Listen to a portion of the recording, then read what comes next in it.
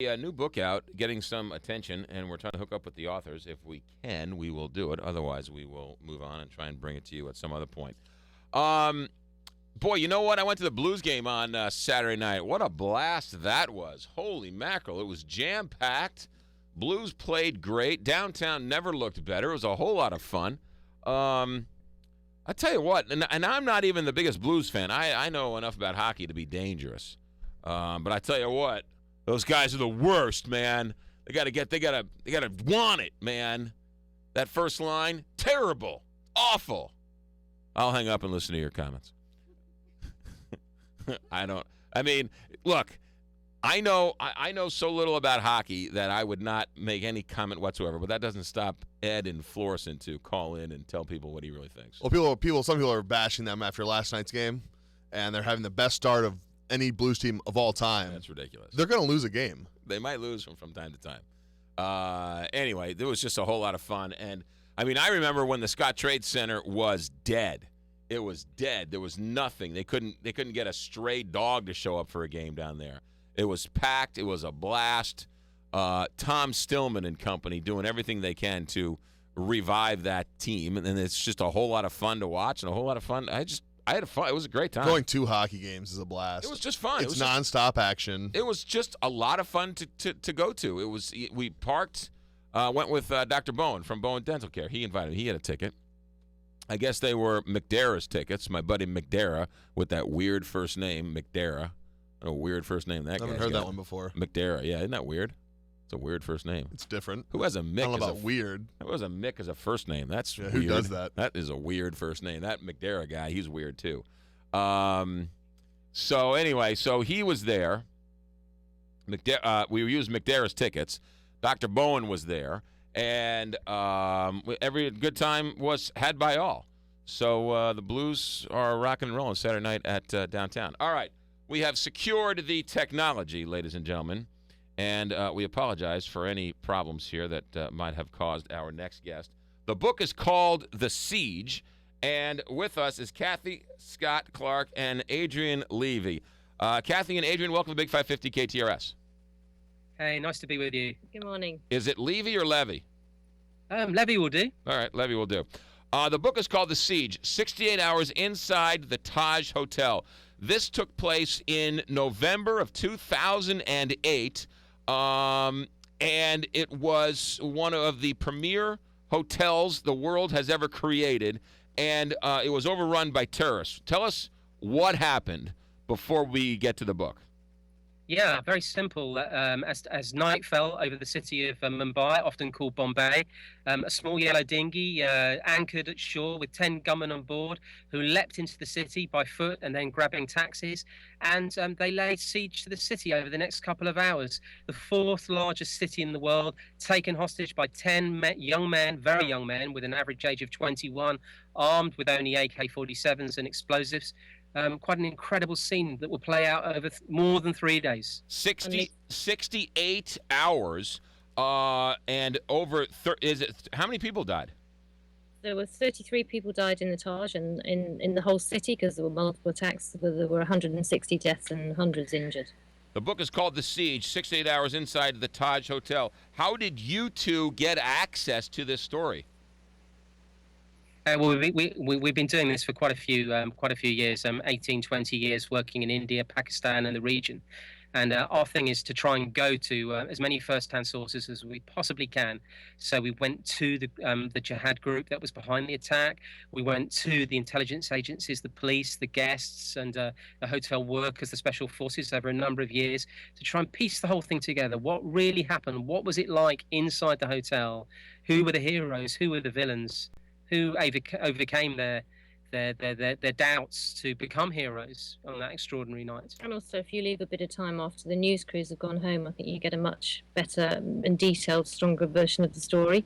And people sort of start to tell their stories in more detail that they don't do on the night when it actually is happening. Kathy, are you saying that there's more news after the news teams leave? Absolutely. That's our modus operandi, is to wait till everyone else has gone home and then get the last slow boat over. Our motto is be the last to the story. That's actually a really good tagline to have. The book is called The Siege, 6 to 8 Hours Inside the Taj Hotel. It happened in Mumbai in 2008. First, let's start with the terrorist group. Who are they and what did they want? Right, Lashkar-e-Toiba, which means the Army of the Pure, is a Pakistani Islamist group which was created by the Pakistani intelligence agency, the formidable ISI, as everyone calls it, in 1990, with a specific remit of fighting a proxy war in Indian Kashmir. So fighting the Indian soldiers who had overtaken what Pakistan saw to be part of their country. And by the middle 2000s, Lashkar-e-Toiba was doing that job and had been for many, many years, but were being reined in a bit because of the war on terror commitments given by Musharraf. And they were the leaders of that organization were becoming concerned that they were losing the news agenda to Al-Qaeda, who were having a much more successful time fighting ISAF troops in Afghanistan and grabbing all the headlines. And everyone was talking about bin Laden and no one was talking about Lashkar. So there was a big internal tussle about whether or not they needed to spread their wings and start fighting in other theatres. And half the group didn't want to do that. They wanted to stick with the pure fight against Kashmir. The other half wanted to become more Al-Qaeda-ish and form a commitment to an association with Al-Qaeda. And Mumbai was the end result of that argument, where they decided that they did want to launch themselves onto the international stage and attack an international target with foreigners in, not just Kashmiris. You're telling me that this terrorist attack was more or less of a PR move by the terrorist organization? You could say that. I mean, they saw their organization splintering and they thought, how can we have one operation that will act like a sticking plaster and bring all of the cadre back together within the organization, and at the same time, propel them onto the world stage? Because 9/11 was filmed all the way around the clock. 7/7 in London was filmed all the way around the clock. And the idea that you can capture headlines endlessly and have that regurgitated through cable news was very attractive to an outfit like Lashkar. And that's why they set about it. Just as we are the media generation, so the jihadis who are at work now are also the media generation of jihad. I mean, they understand social media and the need to be up there on the web just as much as anyone else. They've got Twitter accounts, they've got Facebook, they had Google Earth programmed into their control room in Karachi. They navigated using Skype, just as we're talking on now, so that they could take these gunmen who'd never been in Mumbai and actually tell them how to walk down using Google Earth the corridors of the Taj Hotel. This is using simple technology against ourselves. $40,000 is what it took to hold the city to hostage. You're telling me that they showed up on a buoy, a dinghy, got off, walked to the hotel. They were on Skype talking to the people back at headquarters? Yeah, they used leased lines that came through New Jersey. They'd set the whole thing up for really insignificant amounts of money, and then they could navigate, be coached, be goaded when they felt cowardly. Well, and also as they went around picking up potential hostages, of course, the boys on the ground, being from a very sort of basic background, had no idea who anybody was, and so they'd get someone and they'd ring up the minders, the handlers back in Karachi, and they'd describe the person, try and get the person to say what their name was, and you could hear the tapping on the keyboard at the other end as they were Googling this person to see whether it was a high-value target or not. The book is called The Siege, 68 Hours Inside the Taj Hotel. Let's talk about the hotel. This is one of the most exclusive hotels the world has ever seen, correct? Yeah, it's an absolute beauty, created at the turn of the 19th century as a palace for Maharajas and turn of the 20th century for Maharajas and princes and British royalty, and then subsequently for Hollywood movie stars and socialites and Russian oligarchs and Saudi sheikhs. Formidably expensive, extremely exclusive, became known as the House of Magic because it conjures this oasis once you're inside of marble and tropical flowers and cloisters. And for purposes of launching a terrorist attack, it's right next to the Gateway of India, which is a very symbolic place, and it's on the seafront in Mumbai. It was literally the first place that you would see if you were a travelling kind of commuter in the 1930s, 40s on a ship. It's the first thing you see when you reach the city, so it's a very iconic image and a place to launch a spectacular. Was there any security? Well, this is one of the great debacles. The hotel had been given a huge amount of warnings delivered both through the intelligence services, through the CIA, warnings delivered by the local police, and yet they felt uncomfortable. They felt that the security clashed with the role of the hotel to create the illusion of luxury. And the result was that a lot of the security that had been suggested was dismantled. In the same way that it would probably be a big issue of contention if it happened in a five-star hotel here. You go to a five-star hotel and you want to be caught up in the glamour. You don't want to see kind of snipers on the front door, do you? Right, yeah. It's a real conundrum as to how to deal with it. It is a conundrum. The book is called The Siege, 6-8 hours inside the Taj Hotel. Were they going after somebody specific, or was it just random trying to find who was the most high-value target there? Well, I mean, as in the style of most modern Al-Qaeda attacks, who are the most high-value targets?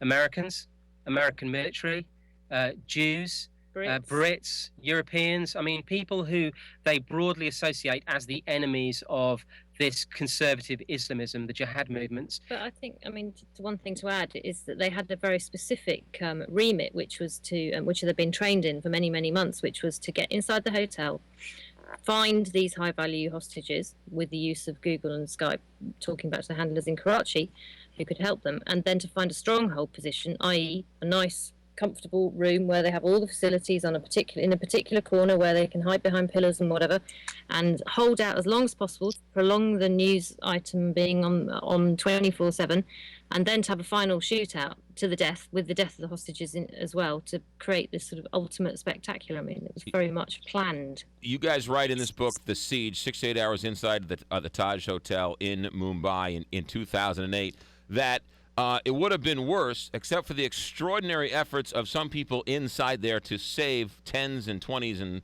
hundreds of lives. Yeah, I mean, for us, the real kind of the main message of the book is the heroes in the book, and in the main part, the heroes were the staff of the hotel who fought against the odds, could have run out very early on, could have saved themselves and sort of disappeared down the back alleys, but they stayed behind and they saved hundreds and hundreds of lives. And then there are individual heroes like the the U.S. Marine captain who was having dinner with his long lost relatives in a restaurant on the top floor of the tower. He was half Indian and he hadn't been back in the country for years.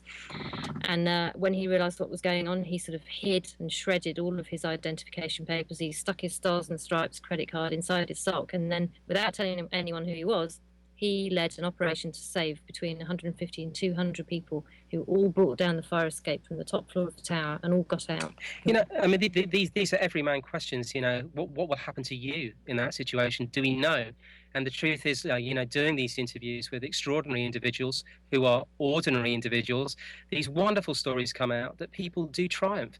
And as well as the bad guys, and going to the villages of the terrorist outfit and working out what's in their mindset, whereas we're as intrigued by the unlikely heroes. It's a story that would not be told, except they decided to stick around after everybody else left. Kathy, Scott Clark, and Adrian Levy. The book is called The Siege, 68 hours inside the Taj Hotel, about the Mumbai 2008 terrorist attack. Kathy, and Adrian, thank you very much for your time. Thank you for Skyping with us. We're using Skype for good and not for bad. We're glad you stopped by. Good luck with the book. Thanks a lot. Thanks for having us. You got it. 9:34 here on the Big 550 KTRS. Imagine that bad guys are Skyping in with their phones, talking to the guys back in headquarters. No, turn right, turn left, turn right. That's where holy mackerel, that's a whole new world. That's unbelievable. Now, let's talk a little